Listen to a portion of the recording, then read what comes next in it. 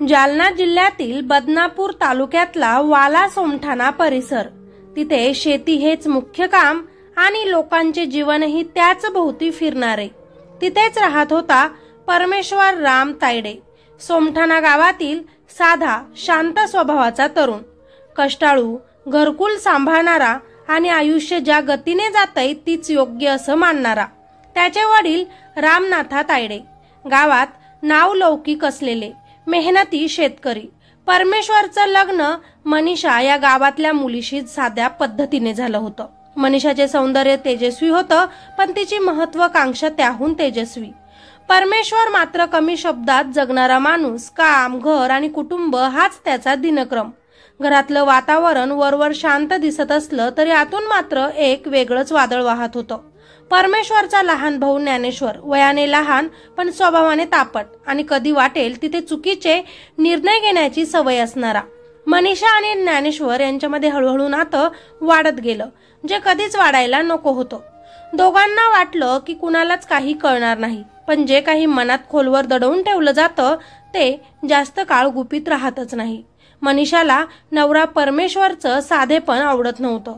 तिला अधिक आकर्षक, निर्णय घेणारा आणि धाडसी स्वभाव असलेला पुरुष हवा होता आणि तिला तो ज्ञानेश्वर मध्येच दिसला. ज्ञानेश्वरलाही वहिनी मनीषाची जास्त काळजी घेणे, तिच्या प्रत्येक छोट्या गोष्टीत लक्ष देणे यात आनंद मिळू लागला. दोघांनाही ही जवळीक थांबवायला हवी हे जाणवत होतं, पण आकर्षण नेहमीच माणसाला तर्कावर मात करण्यास भाग पाडतं. सुरुवातीला मनीषा परमेश्वर पासून लपून ज्ञानेश्वरशी बोलत असे. घरातल्यांनीही कधी विचारलं तर घरची कामं किंवा शेतीची माहिती एवढंच उत्तर द्यायची. पण कुठेतरी परमेश्वरला तिच्यातला बदल जाणवायला लागला. मनीषा सगळं ठीक आहे ना, तो विचारायचा. हो हो म्हणत ती त्याला टाळत असे, पण खरी गोष्ट काहीतरी वेगळीच होती. वहिनी व लहान धीर यांचे संबंध गुपचूप वाढत गेले. फोनवर, मेसेजवर आणि कोणी नसताना नजरानजर होतच त्या भावना दोघांत अधिक प्रबळ होत गेल्या. ज्ञानेश्वरला भाबड्या डोळ्यांनी मनीषा जे काही म्हणत असे ते सगळं पटत जात असे. मनीषाला वाटत होतं तिचं आयुष्य परमेश्वर सोबत नकोसं झालं आहे. इकडे ज्ञानेश्वरला वाटत होतं त्याला आता वहिनी मनीषाचं प्रेम मिळणं हक्काचं आहे. ही प्रकरणं जेव्हा लक्षात येऊ लागली तेव्हा परमेश्वरला संशय आला. बायको आपल्यापेक्षा भावात जास्त इंटरेस्ट घेते, त्याच्या पुढे पुढे करते. भाऊ देखील वहिनीच्या मागे पुढे फिरतो. त्याचा संशय पक्का झाला, पण संशयाला पुरावा नसतो. त्याने ज्ञानेश्वरला 2-3दा समजावण्याचा प्रयत्न केला, पण ज्ञानेश्वर उलट त्याच्यावरच चिडला. तुला माझ्यावर विश्वास नाही का? मी तुझा भाऊ आहे. परमेश्वर शांत बसला, पण त्याच्या मनात खोलवर कुठेतरी अस्वस्थता घर करून बसली. त्याने दोघांना समजवण्याचा प्रयत्न केला, पण ज्ञानेश्वरचं उत्तर नेहमीच चिडचिडे. इकडे बायको मनीषाला परमेश्वरचं साधेपण आता बोर वाटू लागलं होतं आणि ज्ञानेश्वरमध्ये तिला जास्त धाडस आणि उत्तेजना दिसू लागली. दोघांना जाणवलं की हा संबंध असाच वाढवायचा असेल तर परमेश्वर हा आपल्या अनैतिक संबंधातील अडथळा दूर करावा लागेल. म्हणजे वहिनी मनीषा आणि धीर ज्ञानेश्वर यांच्यातील अनैतिक संबंध आता इतके प्रबळ झाले की नवरा परमेश्वर त्यांना मोठा अडथळाच वाटू लागला. जगात 2 प्रकारचे लोक असतात, समस्या दूर करण्यासाठी उपाय शोधणारे आणि समस्या दूर करण्यासाठी व्यक्तीच हटवण्याचा विचार करणारे. मनीषा आणि ज्ञानेश्वर दुसऱ्या प्रकारात बसले होते. मनीषाने एकदा शांत आवाजात ज्ञानेश्वरला सांगितलं, हे नातं असंच चालणार नाही आपलं. परमेश्वर तसंच सगळं संशयाने पाहतोय आणि तो आहे तोपर्यंत आपण कधीच एकत्र राहू शकणार नाही. ज्ञानेश्वर काही क्षण शांत पण रागाने चेहरा तांबडा करत तिला म्हणाला, मग काय करू तूच सांग. मनीषाने नजर सरळ त्याच्या डोळ्यांत रोखली. तूच ठरव, पण तो राहिला तर आपलं आयुष्य कधी सुरूच होणार नाही. या एका वाक्यात खुनाच्या कटाचा बीज अंकुरलं होतं. काही दिवसांनी ज्ञानेश्वरने तिला सांगितलं, रात्री जेव्हा झोपेत असेल तो कुऱ्हाडीने संपवू त्याला, कोणी पाहणारही नाही. मनीषा शांत बसली. तिच्या डोळ्यात भीती होती, पण त्याहून जास्त स्वातंत्र्याची इच्छा. कर, फक्त सगळं नीट झालं पाहिजे, सगळं. आणि याच रात्री त्यांनी मिळून परमेश्वरच्या मृत्यूचा निर्णय घेतला. 15 ऑक्टोबरच्या मध्यरात्री साधारण 1 वाजता घरात काळोख आणि भयानक शांतता होती. परमेश्वर दिवसभराच्या थकव्याने गाढ झोपला होता. त्याला कल्पनाही नव्हती की त्याच्या घरातच त्याच्यावर मृत्यू दबा धरून बसला आहे. ज्ञानेश्वरने कुऱ्हाड हातात घेतली आणि सावकाश त्याच्या जवळ गेला. मनीषा दाराजवळ उभी. तिच्या चेहऱ्यावर किंचित भीती, पण कोणतीही मागे वळण्याची चिन्ह नव्हती.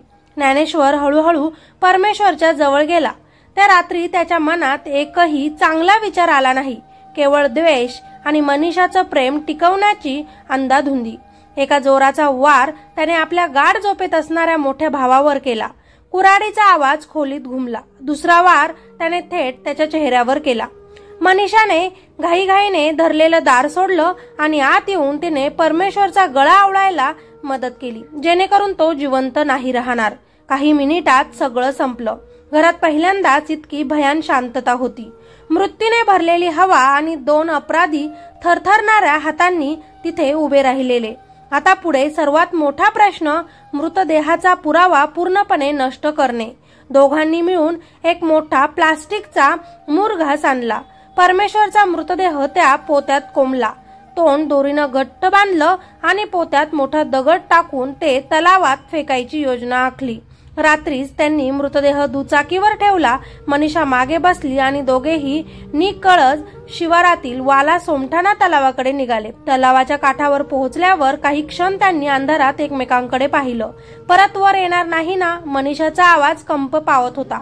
ज्ञानेश्वर म्हणाला, दगड खूप मोठा आहे, काही होणार नाही. त्यांनी पोतं पाण्यात ढकललं आणि तलावाने ते गिळून घेतलं.